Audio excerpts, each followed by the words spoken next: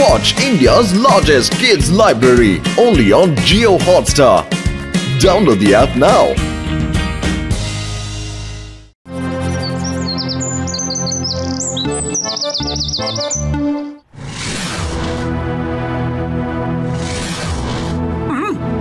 Biopic লিখেছে।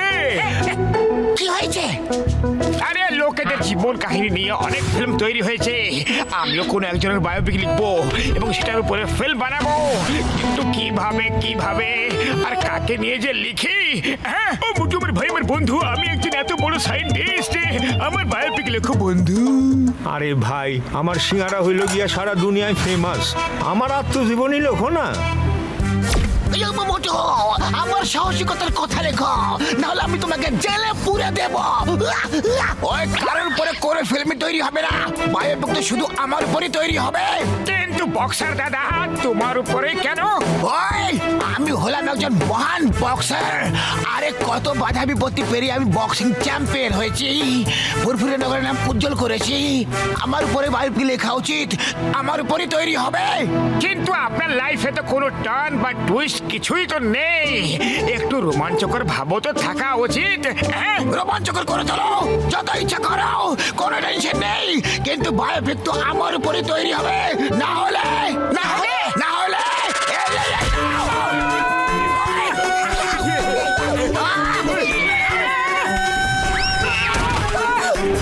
বক্সারের biopic আমি কখনো লিখবো না, যা খুশি হয়ে যাক। ও ভাই রে,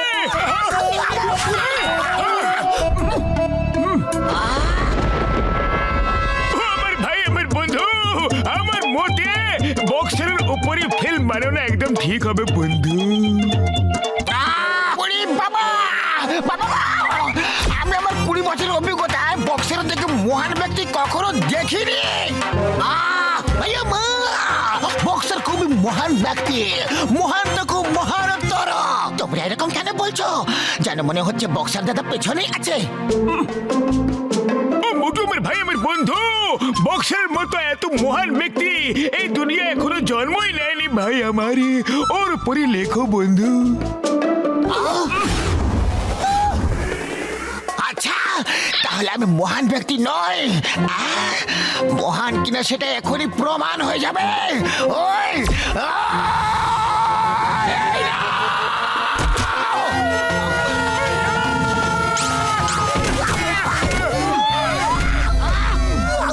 স্যার, আমি যাচ্ছি, একে ঠিকভাবে বুঝিয়ে দাও তুমি, আর যদি বুঝতে না পারে না তাহলে লিখবো বক্সার দাদা, অবশ্যই লিখবো। তুমি যাও। পাতলু, লেখার কাজটা আমার উপরে ছেড়ে দাও, পরে তুমি পড়ে কারেকশন করে দিও। আমি কোনো শান্ত জায়গায় গিয়ে শান্তিতে লিখবো।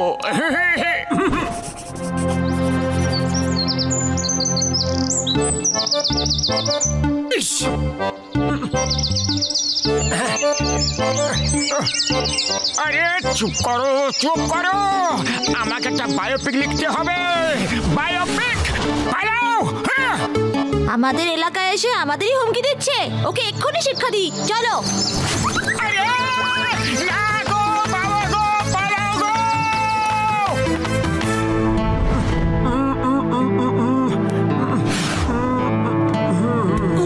ওই মোটু, লিখেছো কি বায়োপিক? বড়দা, তোমার উপরে রিসার্চ করতে গিয়েছিলাম, আমার রিসার্চ কমপ্লিট হয়ে গেছে, এবার লিখছি। যতটা লিখেছো ততটাই শোনাও।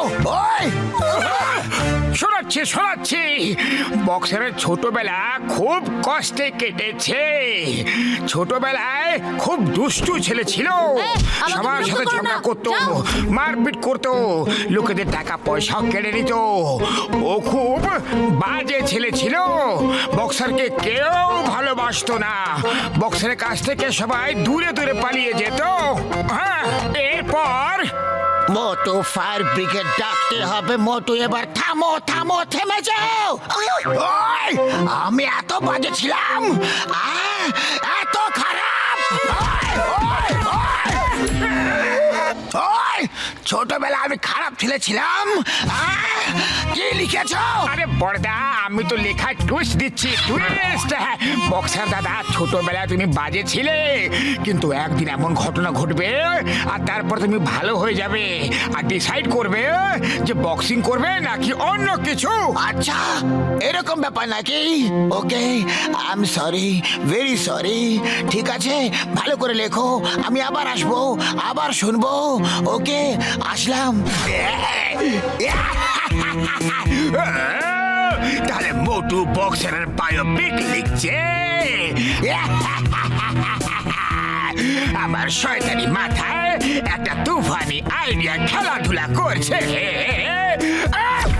বক্সার দাদা মোটু পাতলু প্ল্যানিং করেছে যে বায়োপিকে খুব নিন্দা লিখবে, খুব নিন্দা লিখবে আর তোমাকে ভালো ভালো কথা শোনাবে, কিন্তু যখন ফাইনাল ফিল্ম তৈরি করা হবে তখন একেবারে সোজা তুমি ভিলেন হয়ে যাবে। যখন দেখো তখনই ওদের মারতে থাকে। প্রতিশোধ নেওয়ার এটাই ভালো সুযোগ, ওরা প্রতিশোধ নেবে, এইসব কথা বলছিল। সত্যি?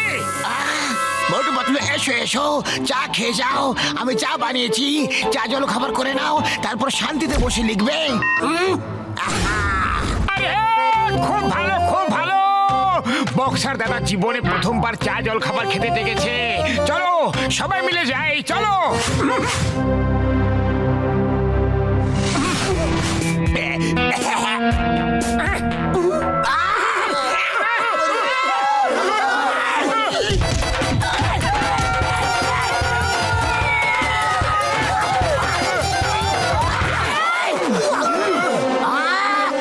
আরে মারছো কেন দাদা ভাই? এখন আমরা আবার কি করলাম? আমার ব্যাপারে খারাপ কথা লিখছিলে, ফিল্মে আমাকে ভিলেন দেখাবে, প্রতিশোধ দেবে।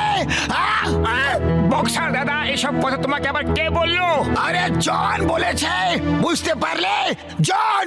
বক্সার দাদা, তুমি তো জানোই জন আমাদের ব্যাপারে শুধু নিন্দাই করে, ও চায় না যে আমরা তোমার বায়োপিক তৈরি করি। আচ্ছা, এরকম ব্যাপার নাকি? Sorry sorry.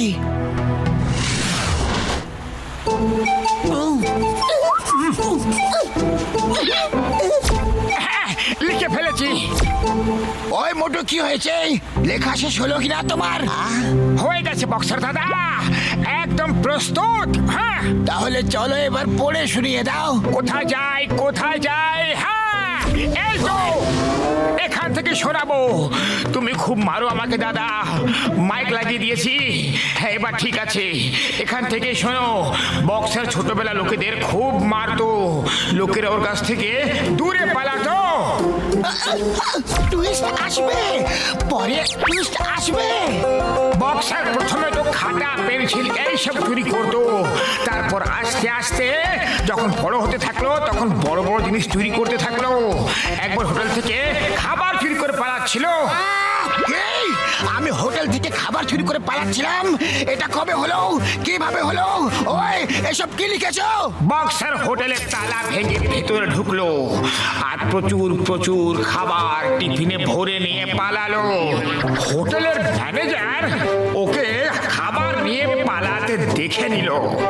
এরপর লোক ওর পেছনে, চোর চোর, বক্সার চোর চোর, টিফিন চুরি করে পালাচ্ছে। পুলিশ বাঁশি বাজাচ্ছে, বক্সার পালাচ্ছে। তারপর একটা জায়গায় গিয়ে বক্সার থেমে গেল। ভিড় পিছনে এসে থেমে যায়। সবার হাতে লাঠি আছে, কঞ্চি আছে, সবাই চিৎকার করছে, মারো মারো, ওকে মারো। বক্সার দাদা, তুমি তো নিচে ছিলে, ওপরে কিভাবে এলে? আরে না না, তুমি নিচে চলে এসেছো। পড়ো, পড়ো তো। পড়বে না? ওই! তখনই অনেক ছোট ছোট বাচ্চারা চলে আসে। বক্সার ওদের খাবার দেয় এবং বলে ভেতরে গিয়ে বসে আরাম করে খাও। বাচ্চারা একটা বাড়ির ভেতরে চলে যায় আর তখন ভিড়ের মধ্যে থাকা লোকেরা জানতে পারে, আরে একই বক্সার গরিব বাচ্চাদের লালন পালন করে বড় করে তুলছে। বক্সারের এই কঠিন আবরণের মধ্যে নরম দয়ালু একটা মন আছে।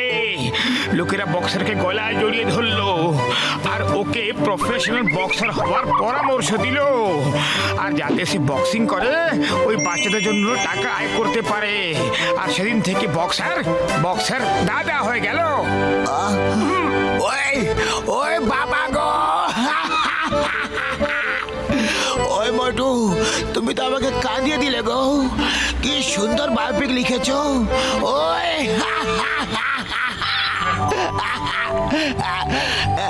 কিন্তু তুমি আমার স্কুলের ব্যাপারে কিভাবে জানতে পারলে?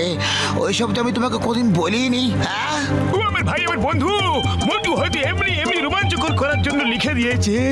দাদা ভাই, রোমাঞ্চকর নয়। যখন আমি বক্সার দাদার উপরে রিসার্চ করছিলাম, তখন আমি জানতে পারলাম যে বক্সার দাদা একটা স্কুলও চালায়, আর তাই আমি বক্সার দাদার উপরে বায়োপিক লিখতে রাজি হয়ে গেলাম। জয় হোক বক্সার দাদা।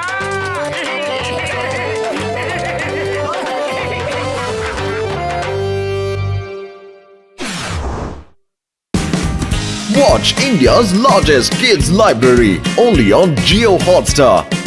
Download the app now.